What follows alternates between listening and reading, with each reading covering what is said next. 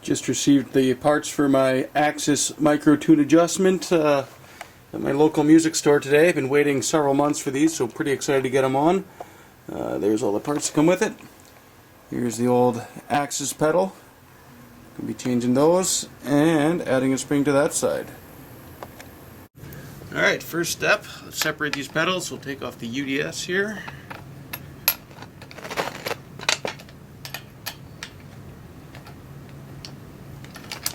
Like so. Next step, I loosen my spring tension. It makes your life a lot easier. You don't have to do it, but I loosen them, as you can see, all the way, and just be happy that this is the last time you will ever have to do this. Next, I'm going to take off this this bracket holding the two pedals together. I usually only just take off the right hand side, just to save myself a little bit of time.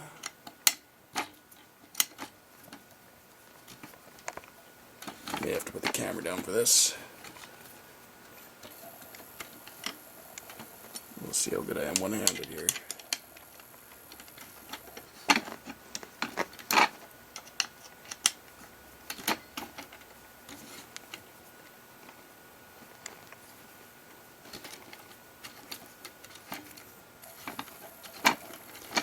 And it slows these off. There we go.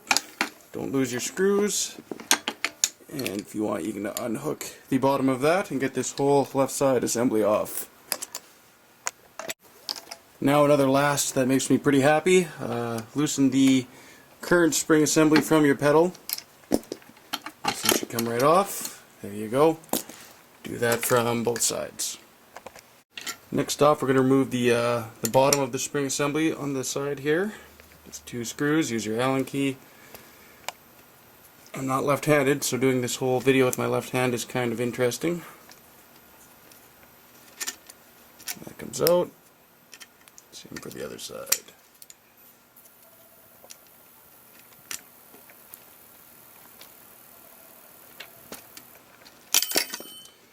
And there you go. We'll do the same for this one over here. I don't need to show you that. You get the idea. Alright, so we have both the spring assemblies off, as you can see on the side here and there. Now's a good time to check your pedals out, make sure there's nothing loose. Maybe go over your set screws, tighten them up. If you want to clean your pedals, you got everything apart now, so it's a good time to take a look. Maybe lube up some of those bearings. Other than that, we'll start putting her back together. Alright, now that your pedal's cleaned off, see these two bottom holes? Take the bottom assembly here and slide it over top of those two holes. They gave you two smaller screws to put in here. It just goes in like so. You may notice in part of the video after this, I have this part in upside down here. I came back and did this, so I did the next part of the video. It shouldn't make any difference, but this will be upside down. I guess I should have read the instructions before doing this. Next off, we'll take the top of the microtune assembly and slide it over here. Mine's a little scratched up. I used to have E-kits on here, and I'd take them on and off every other week, just deciding on what I wanted to do with them, so they do wear out a little bit. But first off, I'm already kind of happy. Right here, I get to tighten that up. No more Allen key. That is nice. One thing to make note of here, there is a right and a left. Don't mix them up. I got this from the picture in the instruction booklet. Not the greatest instructions, but you're watching this video, so obviously you want to see a better set. There you go. Alright, next step, take the one for the left and your left beater assembly and slide this on here like so. There you go. I just tighten these up just very loosely for now, just so they stay out of the way. Next step, we're going to take this left beater assembly and screw it back in the top here. I'm not going to be able to hold the camera and this at the same time, so I'm just going to take the two screws and put them back on there with the assemblies in place. Alright, next step, I wasn't able to show this because I would have needed a third hand, but I got this spring over the bottom and top hoop. I just used a little screwdriver and held it in there to pull the spring, just to add a little tension. It's at the very minimum, and I can already tell it's got some spring tension, so it's going to be pretty fun to see how these feel maxed out.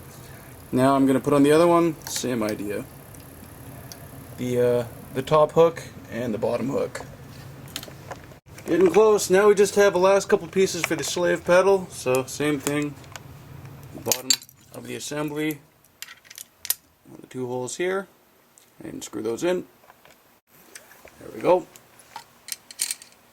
And the top portion. We'll slide this over top. And tighten that up. And same thing. Slide this all the way in. And put on the spring. There we go. So, you notice that this slave pedal spring is a lot, the thickness is less than those. That is misleading because this thing feels like it has a ton of tension as well. That's at the very bottom. It was just as hard to put on as the other ones. I figured that one would be a little easier, but yeah, that's all there is. So now we'll connect our universal drive shaft and tighten her up. Okay, so I got these tightened probably about, I'd say 15 full turns. I haven't even started tightening the slave pedal spring yet. I would suggest tightening up these two drum key screws to set your beater angles. Once you get that down, then you will tighten this here. If you tighten that one first, you're going to have some issues. So set your beater angle with that, get it to the level you want, tighten up your spring, and then tighten up the left one. That's all there is to it. Stick around, I'm going to give a review of these. I'm just going to go play some drums for a while, find out how I like my spring tensioned, and I'll get back to you. Well, my first find, I just set these up about 5 minutes ago and played around with them. I've already got my spring set to max. I like them nice and tight. I'm not using this on the left pedal.